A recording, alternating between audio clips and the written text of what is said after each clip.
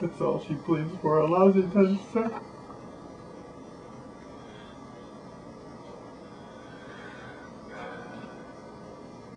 I'm very happy to have.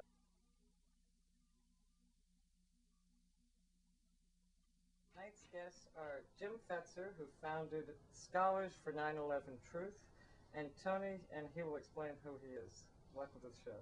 Hey, how you doing? Yeah, my name is Tony, and I'd like to take this little moment to talk to you. September 11th, like a lot of you watching, was here in Manhattan. I was on Madison Square Garden. I was working there. I'm in construction. I was having my little coffee break at the time the first plane hit the buildings. And I remember getting real mad, saying, how could they let this happen? I didn't have to think about it, I didn't have to ponder about it. How could they let this happen? Who are these people that would let planes fly into our buildings?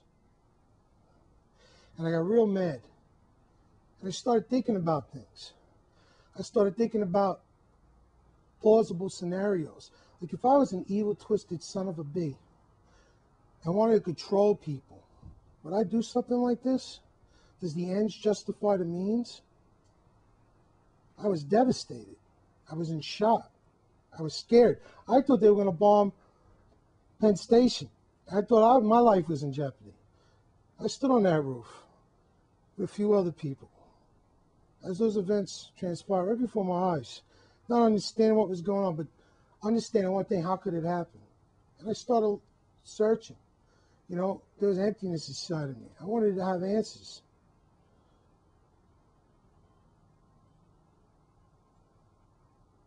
This ain't easy for a lot of people to talk about. I really resent the fact that people are out there saying things like, you know, we're dishonoring the memory of those that died. You know, who are you to say that we're dishonoring anybody? Those of us that were here. You don't walk in my shoes.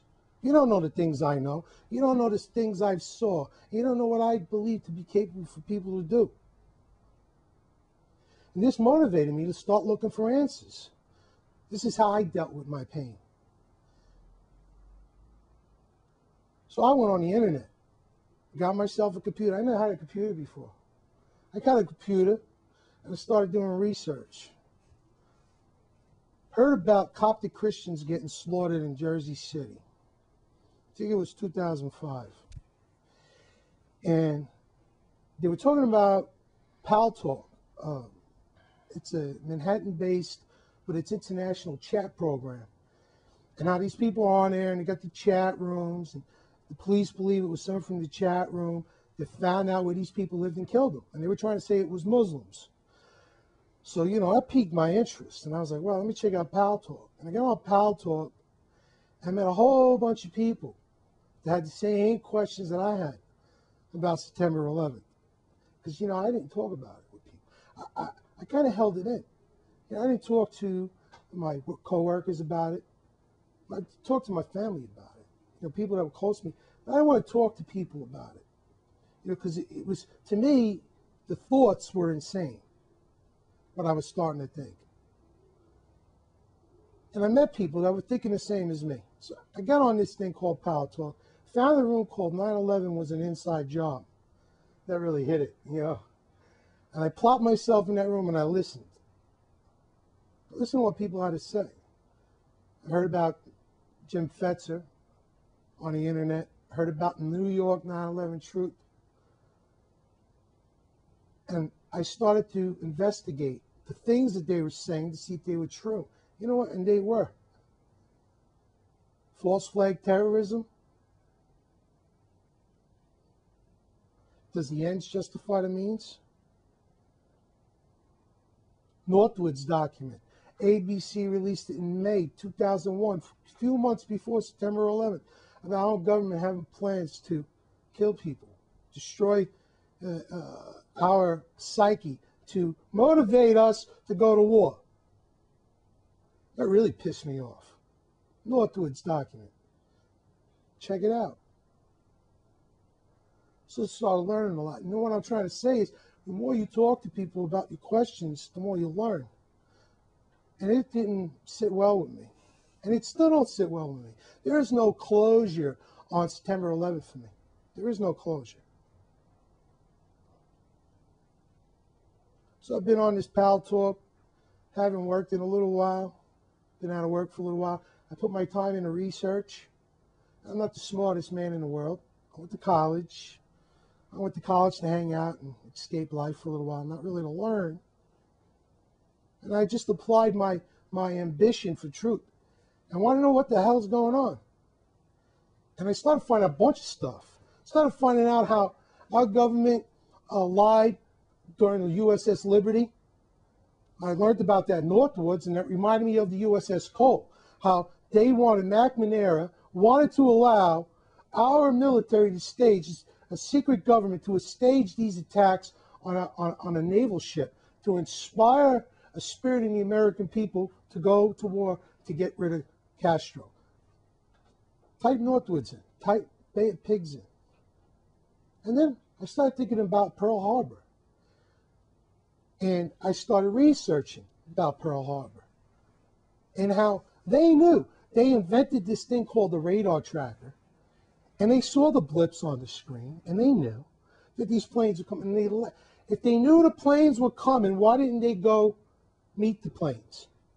You know what I found out in regards to that? You know what else? They knew that NORAD, Dick Cheney said, and this was released by Vanity Fair, they did a transcript.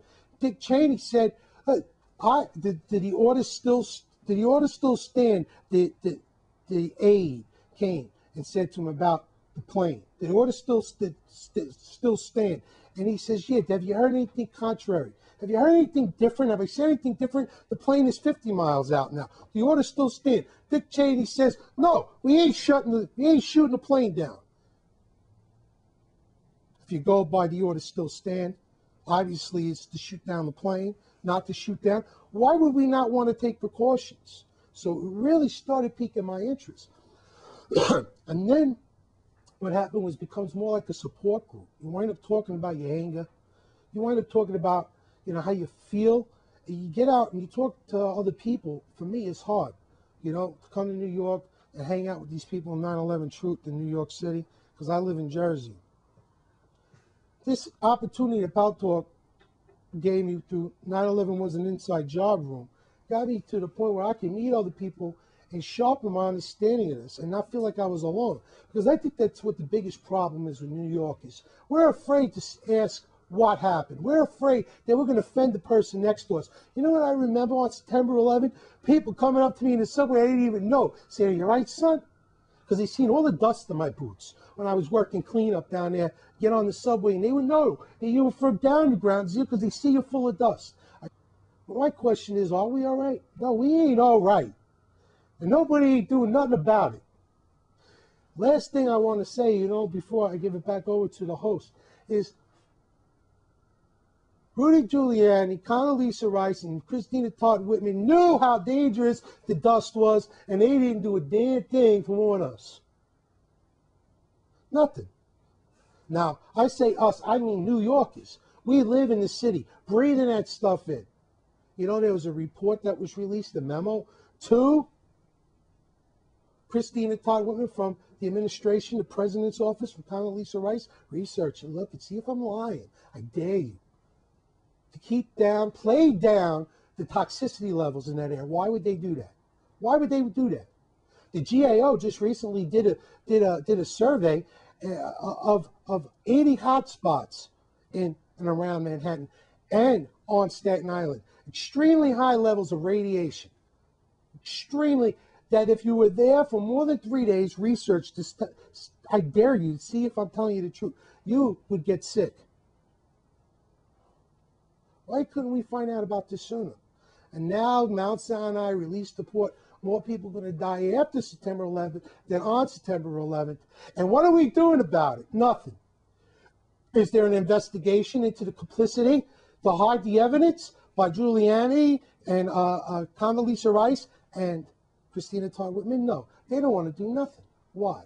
That's the question. Why don't they want to do anything? And that's the questions I have. That's off the questions. It's a little emotional. And you know what? It should be emotional. This isn't some, some flash in the pan deal. It's the end thing to think 9/11 was an inside job. Let us bring back the hippie movement type of crap. This is real stuff. They've done some crazy things in the past. What makes you think they ain't willing to do these things now? Have they changed?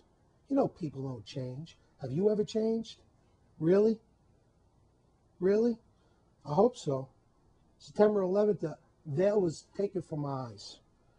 There's a portion of scripture in the New Testament, John 9:11, talks about a blind man from birth. Incidentally, it's 9/11 that received his sight for the first time.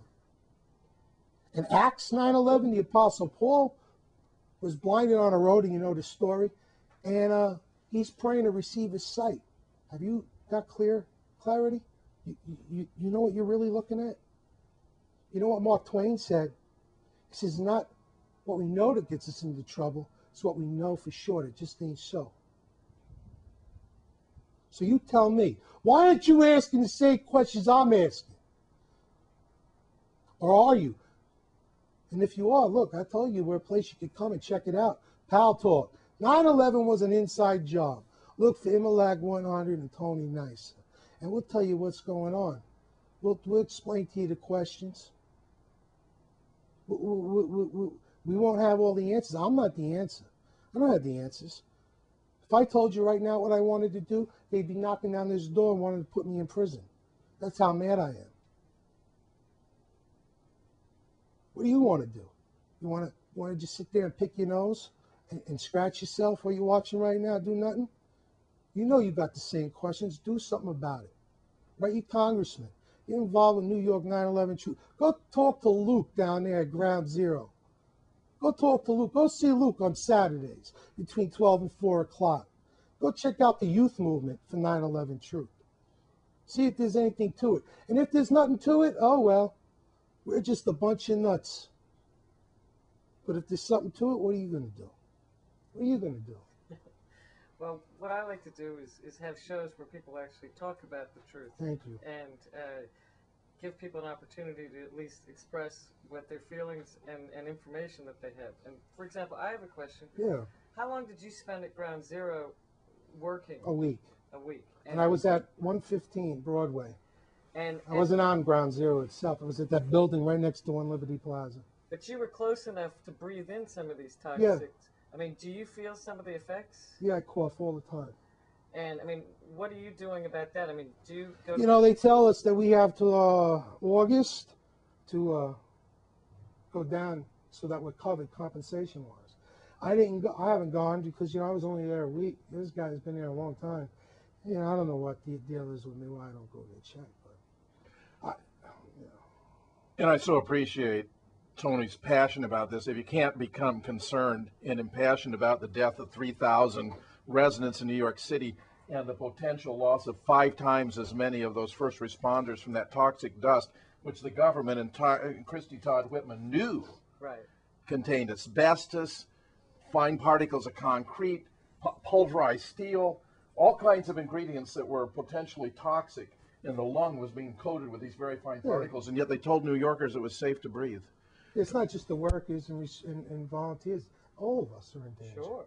And you're in danger. We're all in danger. Tony has been a wonderful supporter of research on 9/11. He's had me on to Pal Talk several times where I could exchange questions and answers with members of his group, and he's been very steadfast and good-hearted in its pursuit, and I'm so delighted to have him here with us today. When he mentions Operations Northwood, he's talking about a very important development from the 60s when Castro came to power.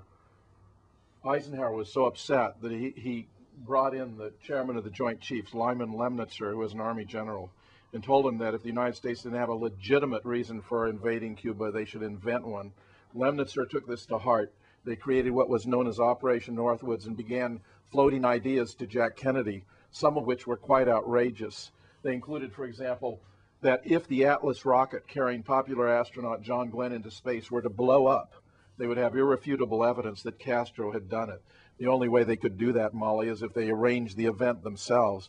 Another plan they had was to fill a commercial airliner full of college students on a holiday, fly it over Cuba, and shoot it down. In the fine print, it said they'd actually land at a secret base, offload the students, and fill it with dummies. But can you imagine one of these live students showing up in the U.S. or one of the dummies in Cuba? They also talked about how the list of casualties would inflame the American people, would insist the American military rise up and crush Cuba. Jack was having all these proposals vetted by Maxwell Taylor, and he was turning them down. The Joint Chiefs were becoming increasingly convinced that Jack was part of the problem in relation to dealing with godless international communism. He'd not only not supported an invasion of Cuba against their unanimous recommendation, he'd signed an above-ground test ban treaty with the Soviet Union against their unanimous opposition, and now he's pulling our forces out of Vietnam where they felt a stand had to be taken. Right. In fact, all of this appears to have been one of the major contributing factors to his assassination. I'm sure it was. And it seems to me that you've done quite a bit of research on the Kennedy assassination. That's true. I organized a research group, including the best qualified individuals to ever study the case back in 1992 in the wake of the controversy generated by Oliver Stone's film JFK, including a world authority on the human brain who is also an expert on wound ballistics, a PhD in physics who is also an expert in radiation oncology, which is the treatment of cancer using X-ray therapy, who would discover that the autopsy X-rays had been altered in several different ways, a physician who actually had been present when Jack died and then was responsible for the care of his alleged assassin, Lee Oswald, 2 days later, a legendary photo analyst who not only has done marvelous work on JFK, but now who has done work on 9/11, including a study of the Pentagon crash scene that was very instrumental in drawing me into the events of 9/11, and another PhD, this time from Australia, who's an expert in electromagnetism and the physics of light and moving objects, who was instrumental in establishing conclusive evidence that the home movie of the assassination, the so-called Zapruder film, is actually recreated from original footage in order to take out significant events and alter the sequence, including especially the driver, William Greer, pulling the limousine to a left and to a halt to make sure that Jack would be killed. It's a tragic story, but we have provided our findings in 3 books that I edited: Assassination Science, Murder in Dealey Plaza, and most recently, The Great Zapruder Film Hoax. Do you think we'll ever get any closure on that mystery? You'll be astonished. If you were to read Murder in Dealey Plaza, for example, you cannot imagine the detail and specificity with which we know exactly how these things were done, including, for example, who took the autopsy photographs, who altered the photographs, when they altered the photographs, and what alterations they made. The key problem in that case was sorting out the authentic from the inauthentic evidence. Once you do that, it's actually relatively straightforward to establish what happened. For example, there are 15 indications of Secret Service complicity in setting them up for the hit. Well, I mean, to me, what's so strange is that Jack Ruby is filmed assassinating Lee Harvey Oswald. I mean, come on, you know, he's a mafia guy. I think they did that purposefully because they felt if he didn't kill him in public, no one would ever believe the story. I also believe this is part of the reason for the assassination being such a public event. Plus, of course, it telegraphs to any successor of Jack Kennedy that the real power doesn't lie in the presidency. In fact, one way of characterizing why Jack was killed is because he believed he was president of the United States. Right. By the same token, do you think Bush is actually our president? Bush is a figurehead and a puppet. I think there can be little doubt of that. The man is a mental mediocrity. He mangles syntax and semantics. He doesn't understand most of what he says. It's astounding to me that any serious or responsible political party could even nominate this man to be president of the United States, much less support him in office. Well, even his mother said, of all my sons, I just can't believe that, you know, GW is... They always thought Jeb would become the successor to George Herbert Walker, and he's certainly more charismatic. He's vastly more intelligent, articulate, personable, handsome. He has all the traits one expects, but I think the Bush name at this point in time is so tattered and torn that I cannot imagine any responsible American ever voting for another Bush for any public office. I didn't think he'd get reelected, and look what happened. Well, we had a lot of manipulation here of electronic voting machines especially, which have to be eradicated. They're owned by companies with close ties to the GOP. I mean, Europeans think it's absurd that we should have our vote counted by private companies. Stalin made the point that it doesn't matter who casts the votes. What matters is who counts them. That's the lesson the GOP learned early on. So let's get back to something more tangible and personal. I mean, I'm interested in your story because you were there. You've done a lot of research, and you sort of represent more of a grassroots level. I'm just looking for answers. You know, everyone's got the same answer, the same questions. Now, you were talking about this chat room that how do you spell that again so that people can find it? Yeah, it's Pal Talk. Pal Talk, PALTALK. They're based right out of here in New York. Paltalk.com. You go on there, you download the program. It's an internet chat program. Look, if you're a neocon and you don't think 9/11 was an inside job, they got rooms for you people. And you can come in and debate me. Come and debate anybody you want to debate. We'll talk about the evidence. We'll see who wins. But you download the program, and then you go in the government section, social issues, and social issues section.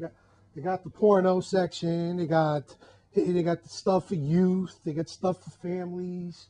And you go into the social issues section, and you click on human rights, and look for 9/11 was an inside job. There's a few rooms, a couple of rooms branched off. We argue about different things. Same thing that goes on. I think that one of the most unfortunate things that seems to be happening in the 9/11 truth movement is everyone seems to be arguing. That's what I'm saying. It happens on the internet. And too. that no one seems to be aligning together to get something Can done. I tell you what I think it's all about?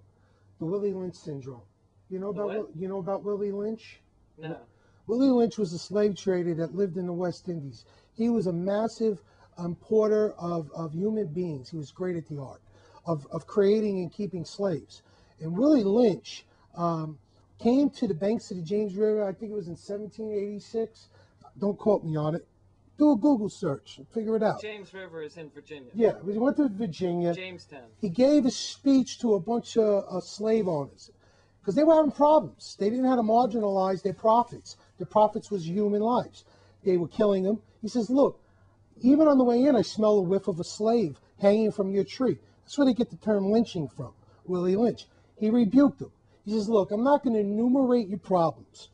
I got a foolproof plan on how to keep a slave, how to have a slave self-replicating for thousands of years. You tell your family to do this, those that work for you. Number one, you got to pitch the light-skinned slave against the dark-skinned slave. The one that lives in the house with the owners, with the one that lives in the field. You got to pitch the woman against the man against the woman, the young against the old against the young. On and on and on. You read, go read it. Go do some research. But what is this? And do? I'll come into it. Okay. I'll get into it. I'm getting into it. Threw me off, hon. Sorry. The way it carries over to 9/11. How it carries over to 9/11, I'll tell you. On the banks of the James River, he gave this great full plan on how to keep and create a slave, is by creating division. And he said the one most important thing is this: they must only love and trust you. You must instill this in them, and they will self-replicate themselves throughout generations to come for thousands of years. And that's what we are. We have a slave mentality that fights against one another, drags each other down, don't want to look at the issues. Everybody's got an ego. Everybody wants to be heard. Listen, get a grip. The world don't revolve around you. That's how I feel about the whole argument. You know, if someone's wrong, sooner or later they'll be found out. And you know what? Time takes care of itself. That's not what we should be focusing on. We should be focusing on why aren't they asking the questions? Why isn't Congress putting it to the carpet? Why did Condoleezza Rice, Christina Todd Whitman, and your beloved wannabe president, Rudy Giuliani, keep from us how dangerous those toxicity levels were? What was the reason for that? Why did President Bush ask Daschle to limit the investigations into 9/11 from the 9/11 Commission? Because as far as I'm concerned, okay, whoever brought the buildings down is maybe a mystery we'll never know. But we know that the air was unbreathable. It's horrible. And that it was toxic to people living in Manhattan. We know. And it was never. It's not just we know. We tested blood. People getting sick, dying already. How many police officers and firemen have died? How many police officers and firemen have died already? I mean, and then they told us Did you know about the report? Now it's on our release that more people are going to die after than After. on the day of. That to me, What's a bigger crime than that? that's inexcusable. I mean, that's something that we know definitely. So let me ask you a question. So we didn't know that we were going to be attacked on September 11th. Yet NORAD, FEMA was in New York on the 10th doing a test run for a turret drill, but we didn't know that anything was going to happen. Okay, we didn't know the air was toxic. Yet we have the best doctors in the world that can tell us to the minute detail when someone's going to die, how long it's going to take, how many of us. Yet we didn't know this stuff the day of. I hear a tone of sarcasm in your Here voice. it is, sarcasm. The Russians, when they found after the Cold War all of that stuff in the field, all that radioactivity, and they wanted to clean it up, they tested everybody's health, and they said, look, this is how long you can go there. It was down to 2 minutes. Chernobyl was less than a minute. Chernobyl was less than a minute. So we got 2 minutes to wrap it up. Do you have anything that you really want to say that you haven't said already? What's really going on? Why isn't Spitzer opening an investigation to reinvestigate 9/11? Okay, here's my question. What can people really do besides get on to Pal Talk and argue about it? I mean, what can we really do that's concrete? You know, I'm asking myself that same question because what I really want to do is not who I am. I'm very mad. You're asking me to be. Right, but how can we not act in the same way that they did? Because as soon as you quid pro quo, who knows? Then it just. I don't have an answer to that because I'm very angry. Who are these people? I mean, who do they think they are? They can get away with this. But to me, there's got to be a way that people can bring them to trial, or somehow bring it back into not a vigilante situation. Who's the fellow from last year that was going to open up the lawsuit? You know, the guy with the long hair, the lawyer dude, real famous dude. Anyway, we have 1 minute to make an impact on New York. Listen, just figure it out. You know, I don't know what to really say. I mean, I'm Jim, sorry. No, I don't know you what don't to have say. to be sorry. It's an ongoing conversation. I just always feel like this is overwhelming information, and that people just get depressed and stay at home and do nothing. I have enormous faith in the American people. I have enormous faith in the American people to act in an appropriate fashion if they only know the truth. Tony is encouraging exploration, investigation, research using the internet. Find out, read about it, study about it, inform yourself, make up your own mind. The evidence is there. The evidence is compelling. There can be no doubt that our government was complicit in the events of 9/11. Okay, I think that about sums it up. Paula? Thank you very much. This is Molly Cheshire, Meetings with Remarkable People. I don't know, get out there and do something. Thanks again. Bye. I'm sorry. Tony, you were perfect. I don't have an answer. I want to take them all out. Tony, you were great. I only asked. My friend, you were terrific. I'm so pleased you came over here today. No, You're gonna upload that to YouTube so I could snatch it, right? You can have it all. I mean, it's